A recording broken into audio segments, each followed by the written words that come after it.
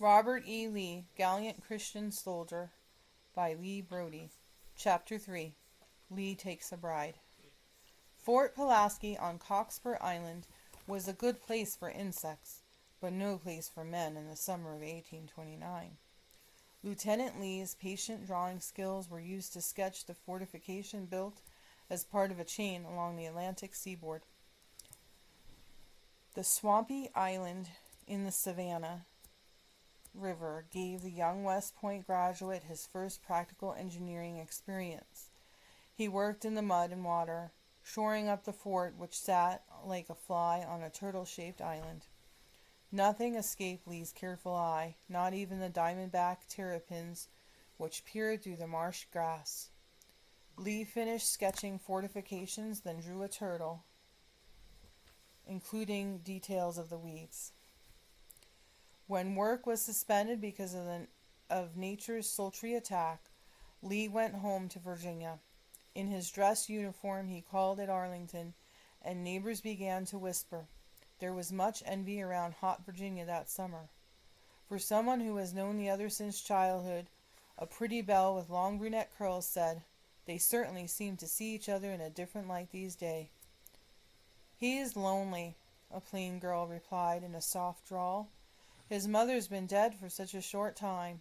He's got nobody to talk to about his loss except Miss Custis." "Well, I'd like to talk to him," the beauty drawled with a little smile. "Y'all got to admit Lieutenant Robert E. Lee easily the handsomest young man in the state."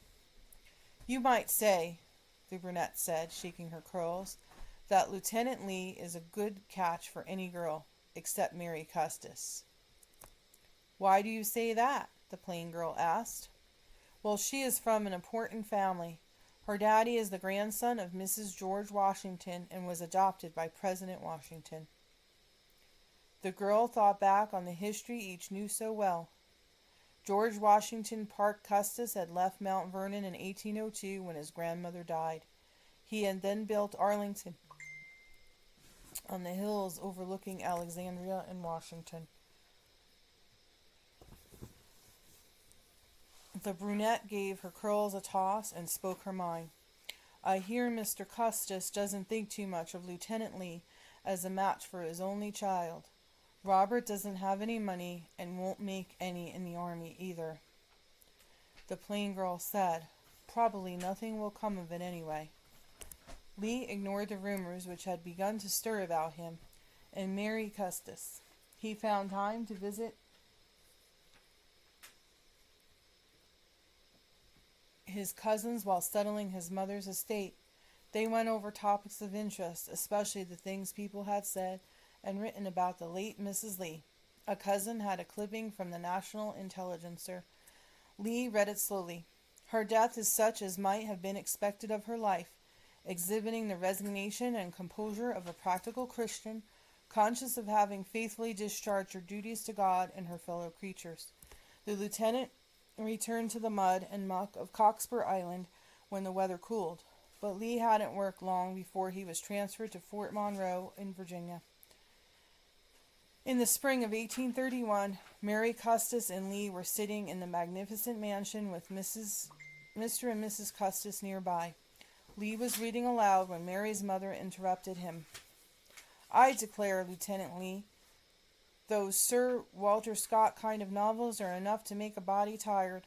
Is that why you look a little fatigued? Is Mary making you read too much?" Lee's dark eyes flickered with a soft light. "Not at all, Mrs. Custis. I never get tired of reading to her." "Just the same, I think you look tired. Mary, why don't you go into the dining room and get some refreshments for Lieutenant Lee? I believe there is some walnut pound cake on the sideboard." Mary rose and left the room. A moment of silence followed her leaving. Lee laid down the novel. "Would you pardon me, please?" Mr. Custis nodded briefly. Mrs. Custis smiled and said, "Of course." Lee's neat uniform whispered as his long legs swung him down the hall and into the dining room. Mary was just covering the cake as Lee walked up behind her. He reached out toward the slice she had cut for him. Mary turned, a little startled, and his arm touched her waist. For a moment his dark eyes looked down into her blue ones. "Mary," he said softly. "Oh, Mary, I love you. Will you marry me?" Mary accepted. Near the wedding date, Lee obtained some weeks' leave from Fort Monroe and took the steamer up the river to Arlington. The wedding day of June 30th, 1831, dawned into a heavy rainfall. Lee began to be a little concerned as the hour for the wedding drew near and the clergyman had not arrived. Mary, of course, was still not in sight in the tradition of brides. She could not be seen by her groom before the wedding. Mr. Custis was also concerned. He tried to lessen the tension by showing the lieutenant's army's friends the four great poster bed which his grandmother's husband, George Washington, had slept in. Mr. Custis had brought it from Mount Vernon when he built Arlington. "That, gentlemen," Mr. Custis said as the army officers followed him out of the bedroom, is the closet where I keep many of the clothes President Washington wore. I also have the punch bowl which he used to serve guests at Mount Vernon. We're using it today." One of the officers paused beside a window. "I wonder if it'll ever stop. Look at that. The rain's coming down so hard I can't even see the Potomac." The other paused to follow his gaze. Mr. Custis shook his head at the downpour. "The vicar will be drenched unless he got a carriage, and I know him. He always prefers horseback." He cupped his hands against the window and peered intently through the rain. "There he is, soaking wet. Excuse me, gentlemen. He's going to have some dry clothes before he can unite my daughter in marriage to your comrade in arms." Lee waited quietly for the clergyman to get some borrowed clothes. Soon a murmur swept the assembled guests. Lee turned quickly to see the clergyman entering. He didn't look the part. He had borrowed Mr. Custis's clothes, and they didn't fit well. However, only the long sleeves and cuffs showed from under his robe. The music began, and 25-year-old Lee turned to see his 23-year-old bride appear. Lee's brother, Smith, as best man, lightly touched the lieutenant's arm as the soloist sang. Smith's voice whispered sharply in Lee's ear, "Well, little brother, I'll have to say you picked the prettiest of all Virginia's belles." Lee's dark eyes smiled at his brother. Then they settled on Mary Ann Custis. The clergyman cleared his throat.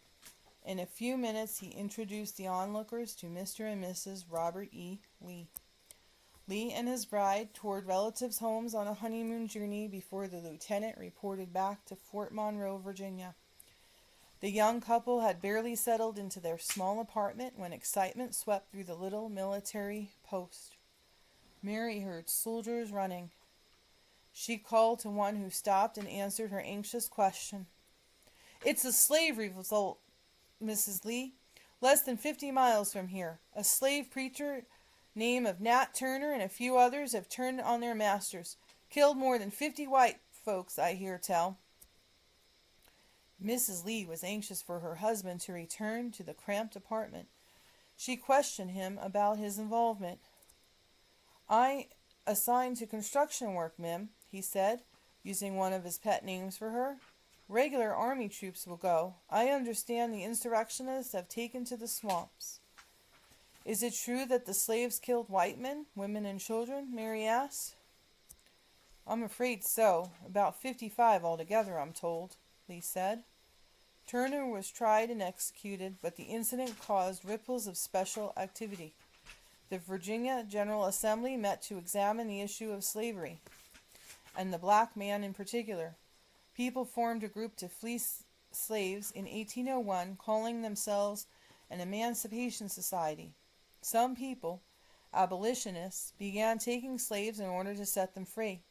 It was obvious that many thinking people were facing the reality of slavery, but nobody could decide what to do about it, so the issue continued to simmer toward a boil.